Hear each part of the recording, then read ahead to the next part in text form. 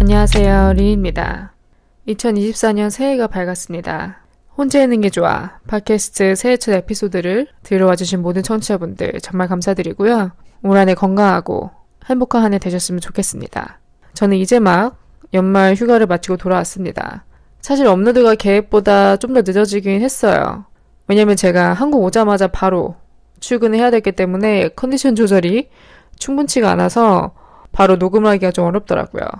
그래서 본의 아니게 여러분을 좀 기다리게 해드린 것 같아 좀 죄송합니다. 그래도 올 한해 2024년 또 힘차게 한번 달려볼게요. 또 풀 이야기가 한가득하니까 아무쪼록 기대 많이 해주셨으면 좋겠습니다. 아무래도 새해다 보니까 이런저런 크고 작은 변화들이 여러분의 삶에도 생길 것 같은데요. 뭐 예를 들면 첫 직장에 취업을 준비를 하고 있다던가 아니면 퇴사 준비를 하고 이직을 준비하고 계시다던가 또 학생이신 분들은 수능 준비를 하시는 분들도 계실 것 같고 결혼 준비를 하는 분들도 계실 것 같고 각각 저마다의 삶에서 크고 작은 변화들이 일어나겠죠.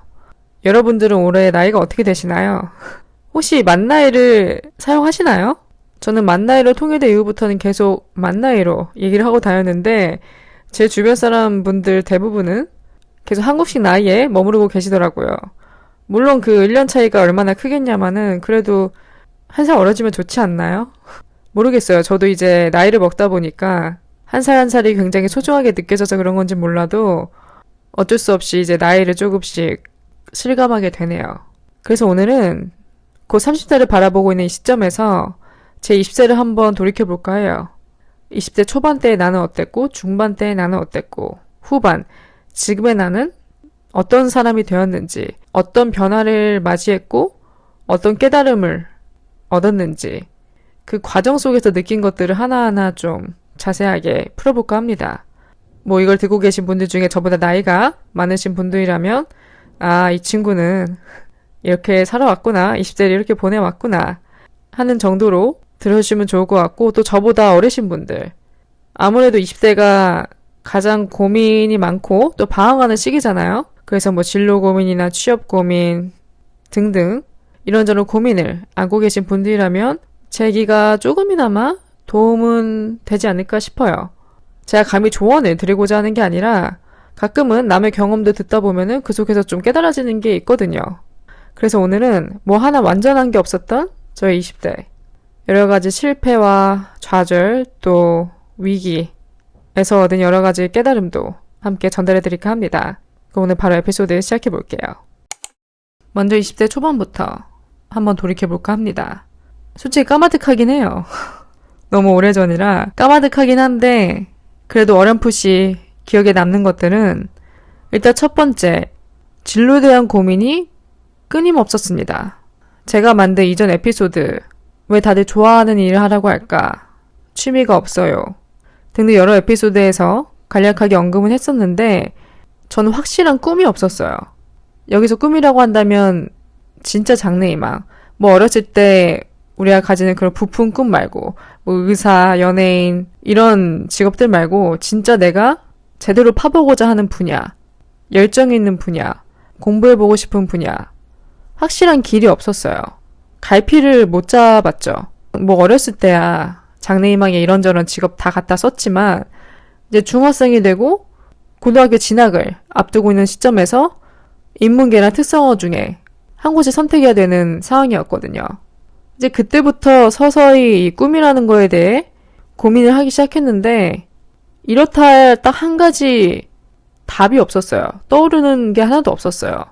그래서 뭐 이도저도 아닐 바에는 한번 돈을 벌어보자. 남들보다 취업 선상에 좀 빨리 뛰어들어보자. 그러면서 생각을 해보자. 라는 쪽으로 생각이 바뀌었습니다. 고등학교 얘기를 하다 보니까 떠오르는 일화가 하나 있는데 미술 시간이었어요. 고등학교 2학년 때인가 1학년 때인가. 이제 미술 시간에 내 미래의 모습 5년, 10년, 뭐 20년 이렇게 단위별로 그리고 이제 발표하는 시간이 있었거든요. 어렴풋이 기억나는 게 그때도 확실한 꿈이 없었기 때문에 그냥 20대가 되면 직장에 다니면서 돈을 벌고 낮에는 열심히 일하고 밤에는 친구들과 나가서 신나게 놀다가 한 25살쯤에는 모은 돈으로 미국을 한번 가보자.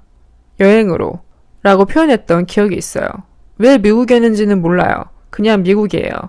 아메리칸 드림의 일종이었는지 몰라도 그냥 살면서 미국 땅은 한번 밟아봐야지. 그냥 그런 막연한 생각에 미국을 선택을 해서 그렸습니다. 그리고 이제 발표를 했죠. 굳이 이렇게 포장을 하자면 커리어 우먼이 목표인데 무슨 직업을 가진 커리어 우먼인지 어느 직장에 취직한 형태인지 그런 갈피는 하나도 못 잡았었어요. 그냥 일하는 여자, 커리어 우먼 이렇게 다소 애매한 편이었죠. 근데 또 사람 인생이 말하는 대로라고 25살에 진짜 미국을 갔다 왔네요. 그것도 이제 어학연수로. 어떻게 보면 꿈을 이뤘다고 할 수도 있죠. 꼭 직업만이 꿈은 아니잖아요. 그쵸? 어쨌든 이제 고등학교 내내 정확한 답을 찾지 못했던 이 진로 고민은 성인이 되어서도 계속됐어요. 일단 취업을 해서 내가 내 힘으로 돈을 벌고 있는데 물론 이게 내가 하고 싶은 일은 아니니까 일은 계속 하면서도 꿈을 찾으려고 노력을 했죠. 꽤나 많은 시도를 했습니다. 직업 박람회에 가서 진로 상담도 받아봤고 전문인도 만나보고 그 내일 희망카드라고 아시나요? 정부 지원으로 관련 교육이나 이제 학원에 다녀서 자격증도 따고 취업 연계도 받고 이 시스템도 이용을 해봤습니다.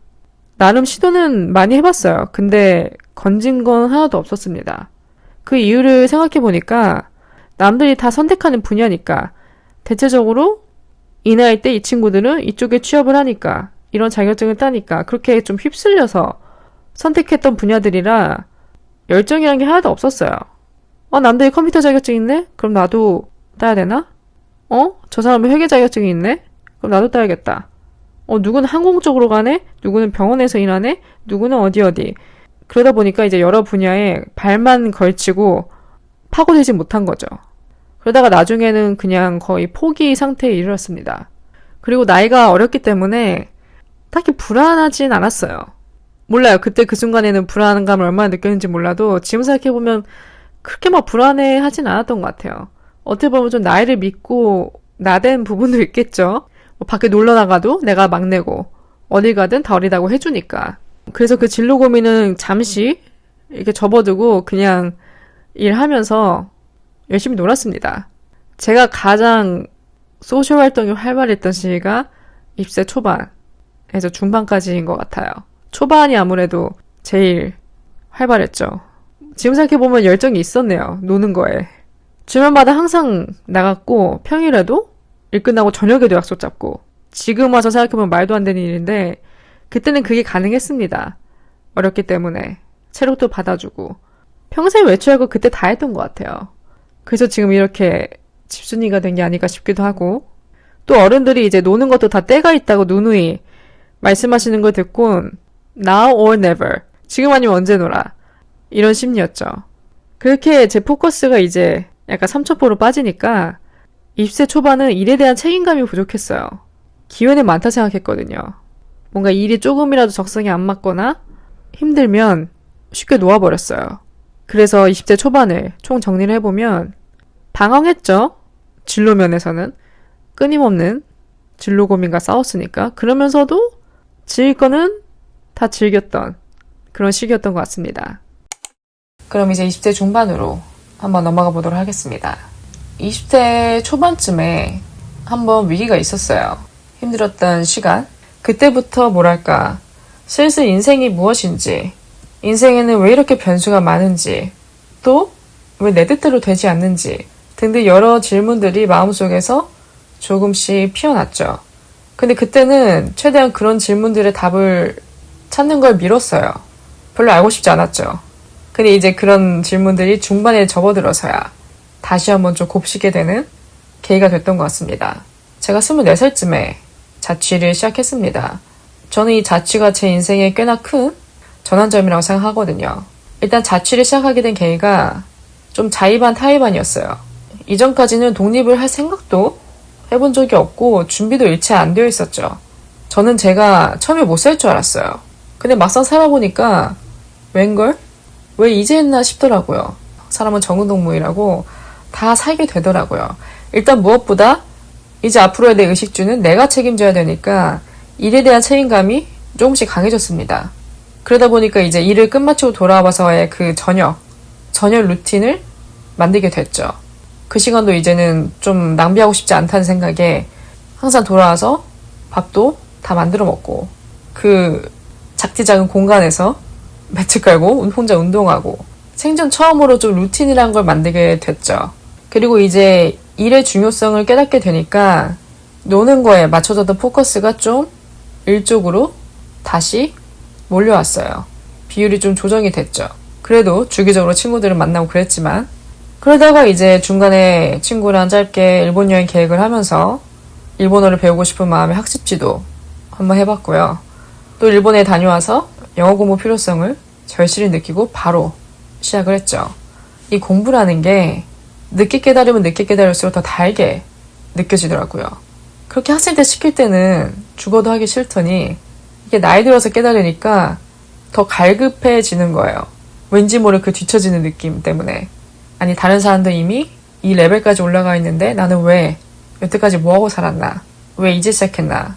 괜히 이런 심리 때문에 더 열정적으로 임했죠. 그래서 어떻게 보면 영어 공부가 자취 시작하고 나서의 첫 취미이자 열정이었고 그게 이제 꿈으로 이어져서 미국까지 다녀오게 됐죠.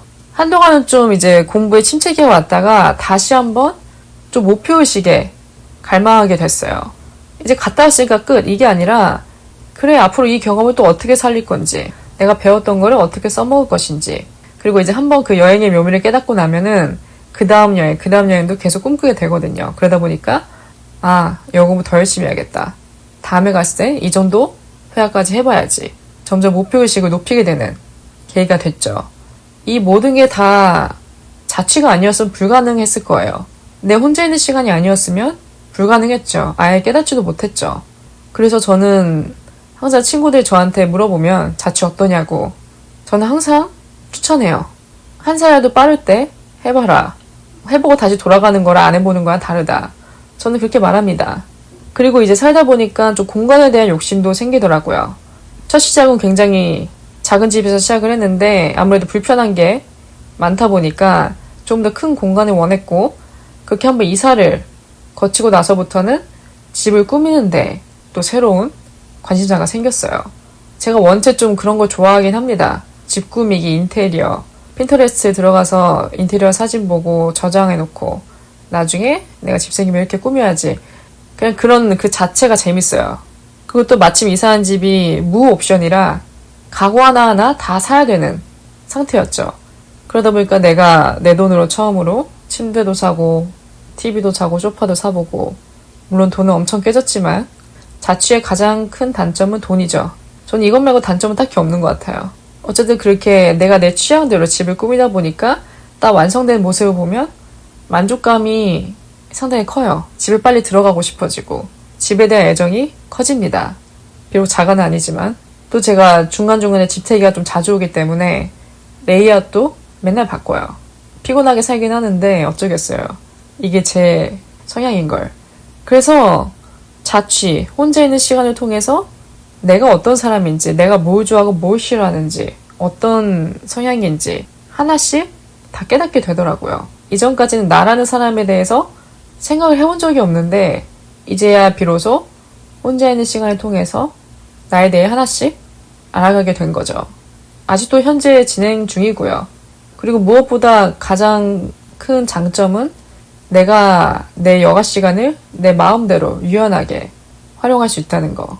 내가 공부하고 싶으면 공부하고 취미생활하고 싶으면 취미생활하고 내 원하는 대로 쓸 수 있다는 게 가장 큰 장점인 것 같습니다. 그래서 20대 중반은 자취라는 큰 전환점을 맞았고 그걸 통해서 비로소 나를 알게 되는, 나를 돌아보게 되는 과정으로 진입이 된 것 같아요. 누가 저에게 다시 20대 초반으로 돌아갈 수 있는 기회를 준다 하면 전 거절할 것 같아요. 왜냐면 전 지금 딱 이 시기, 20대 후반이 가장 좋거든요. 나이를 떠나서 정말로. 물론 어려워지면 좋겠죠. 그만큼 내가 뭔가 후회했던 것들을 다시 고칠 수 있으니까 좀 더 기회가 생기니까 그래도 저는 지금이 제일 좋습니다. 물론 돌아갈 수도 없지만 지금 20대 후반이 뭐랄까 그 20대 중반부터 서서히 잡혀갔던 가닥들이 더 뚜렷해지는 느낌. 더불어 마음이 편해요 지금. 일단 어느 정도 경험치가 쌓였으니까. 물론 앞으로 깨달아야 할 것들이 무수히 많지만 조금의 여유는 생긴 것 같습니다. 마음에. 마음이 편안한 게 가장 중요해요. 우리가 흔히 말하는 마음 편하게 먹어라, 마음 편하게 먹어라. 이게 괜히 하는 말이 아닌 게 내 정신 상태가 안정이 되어 있어야 모든 게 가능합니다. 내가 뭔가 조바심이 들고 불안하고 그러면 손에 잡히지가 않아요. 아무것도. 일단 제 마음에 평안을 주는 요인들을 몇 가지 생각을 해봤는데요. 그중 첫 번째는 그냥 출근할 직장이 있다는 거, 아침에 눈 떠서 어디론가 갈 수 있다는 거, 그 자체가 꽤나 행복이라는 것을 느끼고 있어요. 내가 좋아하는 일이건 싫어하는 일이건 떠나서 내가 일단은 내 삶을 영위해 나갈 수 있는 능력을 가지고 있다는 것과 함께 규칙적인 루틴이 갖춰지니까 잡생각이 안 들어요. 물론 이렇게 매일매일 습관처럼 반복되는 일상이 때론 지루하게 느껴질 때도 있지만 오히려 이 일 덕분에 내가 딴 길로 새지 않게 되는, 나를 이렇게 바로잡아주는 그런 역할을 하는 것 같습니다. 기둥인 거죠, 어떻게 보면. 사람이 아무것도 안 하고 그냥 누워만 있으면 불안하거든요. 그런 불안감을 막아주는 게 바로 일이지 않나 싶습니다. 뭐 지금도 제가 하고 싶은 일을 하고 있다고 말할 수는 없을 것 같아요. 뭐 꿈은 아니었으니까. 그래도 그냥 뭐라도 하고 있다는 거에 감사함과 평안함을 느낍니다. 두 번째는 팟캐스트예요. 참 팟캐스트를 발견했다는 것 자체에 감사합니다. 제가 몇 살까지 팟캐스팅을 할지는 모르겠지만 늙어 죽을 때까지 해보고 싶은 것 중 하나예요. 지금 상태에서는. 여러분한테서 이제 좀 마이크 좀 내려놓으세요. 이런 말 들려올 때까지, 그때까지 하고 싶은 그 정도로 이제 어느 정도 열정이 꽤나 차있는 그런 일 중 하나입니다. 그래서 최대한 열정이 좀 식지 않게 오래오래 간직하고 싶은 바람도 있어요. 그래서 이 팟캐스팅 자체도 제 삶의 행복을 충족시켜주는 일 중 하나예요. 이것 때문에 계속 내가 무언가 생각하고 무엇보다 나를 책상에 앉게 만드니까, 나를 바삐 움직이게 만드니까 저는 그런 데서 좀 희열을 얻는 것 같아요. 아무리 피곤하다 할지라도 할 게 없어서 가만히 멍 때리는 것보다는 뭐라도 하는 게 좋은, 거기서 뭔가 살고 있다라는 것을 느끼는 그런 타입인 것 같습니다. 그래서 어떻게 보면 팟캐스팅이 제가 그토록 찾아 헤매던, 방황하던 확실한 꿈이 아닌가라는 생각이 들어요. 아직 이렇게 섣불리 말하고 싶진 않지만 그러길 바랍니다. 그래서 지금 20대 후반 이 시기 아직 뭐 하나 완벽하게 정착된 건 없어요. 완전한 건 없습니다. 내 집 마련도 못했고 뭐 식스피규어를 버는 고연봉자도 아니고, 그런 남들이 말하는 사회적 기준에 나를 굳이 비교하자면 부족하죠. 근데 또 그 기준이 옳다고 할 수도 없잖아요. 다른 사람이 말하는 그런 잣대에 굳이 나를 끼워 맞출 필요는 없어요. 왜냐면 사람마다 다 타임라인이 다르니까. 그래서 지금의 제가 20대 초반의 저에게 굳이 한마디 하자면 모든 거 다 때에 맞게 흘러간다. 모든 경험과 깨달음들은 다 때에 맞게 닥치고 또 흘러가니까 딱히 걱정할 필요가 없다. 그냥 이런 한마디를 해주고 싶네요. 그럼 오늘 에피소드를 마치기 전에 몇 가지 깨달음들을 확실하게 정리를 하고 마치고 싶습니다. 먼저 첫 번째는 제가 정의하는 꿈. 제가 정의하는 꿈이란 무엇인가? 제가 정의하는 꿈은 불확실함입니다. 꿈뿐만 아니라 미래는 원래 불확실하다. 완벽하게 찾은 것 같아도 시간이 지나면 바뀌고, 또 어쩔 수 없는 환경, 예기치 못한 사건, 사고에 의해서 포기하게 되고, 변수가 너무 많기 때문에 꿈이 바뀌고 불확실한 건 당연하다. 그냥 그 당연함을 인지하고 가는 것. 그게 절대 잘못되거나 비정상적인 게 아니라는 것만 알고 간다면 된다고 생각합니다. 사람은 생각이 계속 바뀝니다. 어쩔 수 없이. 살면서 들이닥친 여러 가지 상황들 때문에 깨달음이 계속 바뀌고 업그레이드되고 다듬어지고, 그렇기 때문에 재작년에나 작년에나 올해나가 다 다른 거예요.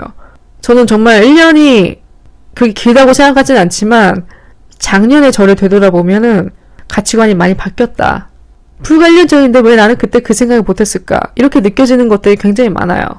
그렇기 때문에 지금 당장 뭐 하나 뚜렷한 게 없다고 너무 고민하거나 좌절할 필요는 절대 없다고 생각합니다. 또 제 이야기를 들어보셔서 아시겠지만 저도 뭐 하나 확실한 게 없었잖아요. 그리고 대체적으로 어렸습니다.